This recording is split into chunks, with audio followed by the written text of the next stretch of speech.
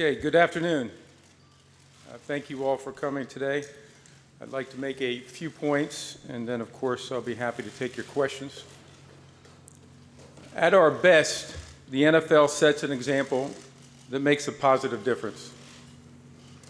Unfortunately, over the past several weeks, we have seen all too much of the NFL doing wrong. That starts with me. I said this before, back on August 28th, and I say it again now.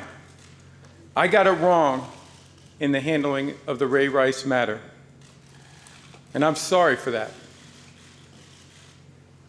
I got it wrong on a number of levels, from the process that I led to the decision that I reached. But now I will get it right and do whatever is necessary to accomplish that. First, I don't expect anyone just to take my word. Last week, I asked former FBI Director Robert Mueller to conduct an independent investigation to answer the questions raised about our process in reviewing Ray Rice's conduct. I pledge that Director Mueller will have full cooperation and access. We all look forward to his report and findings. I promise you that any shortcomings he finds in how we dealt with the situation will lead to swift action. The same mistakes can never be repeated. We will do whatever it is necessary to ensure that we are thorough in our review process and that our conclusions are reliable. We will get our house in order first.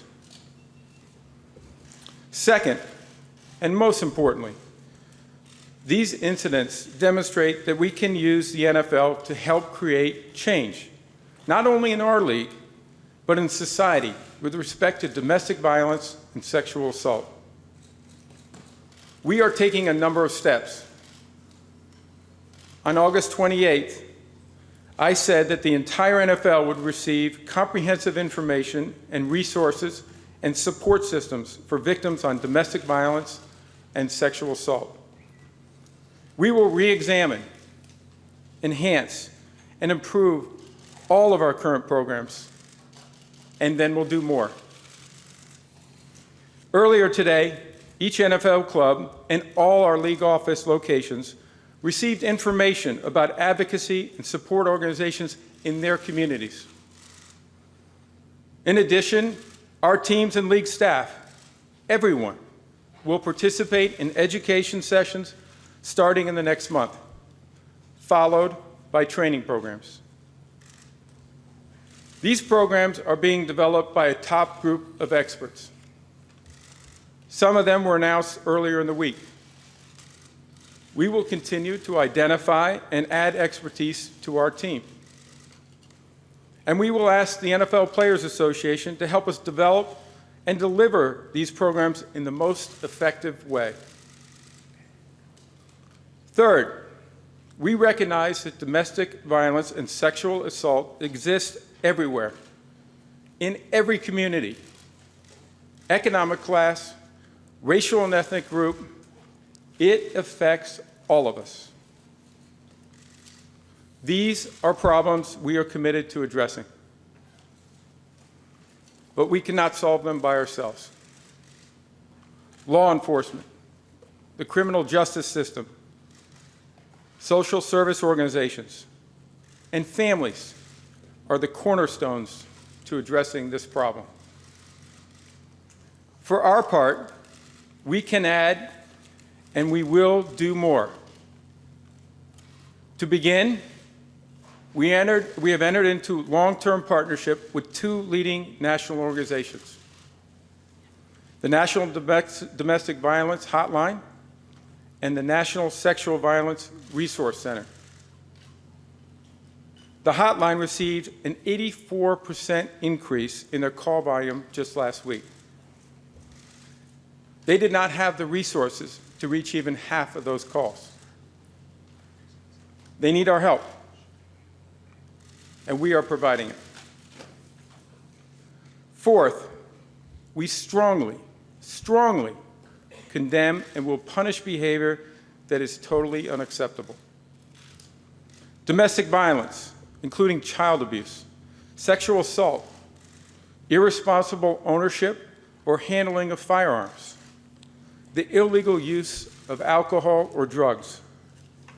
These activities must be condemned and stopped through education and discipline. Our standards and the consequences of falling short must be clear, consistent, and current. They must be implemented through procedures that are fair and transparent. This is a central issue today. I'm here now because our rules, policies, and procedures on personal conduct failed to ensure that this high standard is met. But I want to make it clear, these are very complex issues. Our country has a legal system that everyone needs to respect. When there is evidence of misconduct by anyone in the NFL, we need to carefully consider when to act and on what evidence. Everyone deserves a fair process. You know I feel passionately that working in the NFL in any capacity is a privilege, something we must earn every day and must never take for granted. The vast majority of players, coaches, owners, and employees in the NFL stand tall, not only for their role in the game, but for what they do in their communities. To get all this right, we will bring together our players and their union representatives, coaches, owners, and outside experts who can help us set the right standards and identify the right procedures. I have discussed these challenges with the Players Association Executive Director, DeMaurice Smith. He shares my view that domestic violence and sexual assault have no place in the NFL. He and I will meet next week to bring together experts to help us establish and live up to the standards that our fans deserve and that we set for ourselves. I will be asking these experts to examine all current NFL policies related to employee and player conduct and discipline. They will address how to balance due process rights for those accused with the need to hold our personnel to the highest standards. They should also consider the current system for determining violations, including my role in the process. There will be changes to our personal conduct policy. I know this because we will make it happen. Nothing is off the table. Let me say it again. We will implement new conduct policies. They will have a set of clear and transparent rules for league and club personnel, owners, and players. My goal is to complete this by the Super Bowl. Football and the NFL have always changed and improved. We drive changes in the game through our competition committee. It reviews and updates the rules that govern the game on the field. Through this process of evaluation and reform, we keep the game competitive, entertaining, fair, and most importantly, do everything we can to protect our players on the field from injury. We go to enormous lengths to make sure players, coaches, officials, fans, our broadcast partners fully understand our playing rules and how they are enforced. That must now be our model when it comes to personal conduct.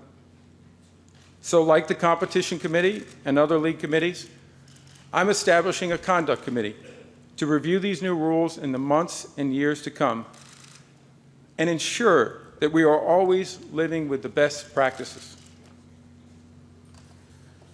There is no reason we cannot be as transparent and as effective on these issues as we are with the game on the field. I believe in accountability. I understand the challenges before me, and I will be held accountable for meeting them. Every day, so many of our players, coaches, and staffs are doing tremendous things in their communities. I couldn't be more proud of how they're using the opportunity to help make a positive difference.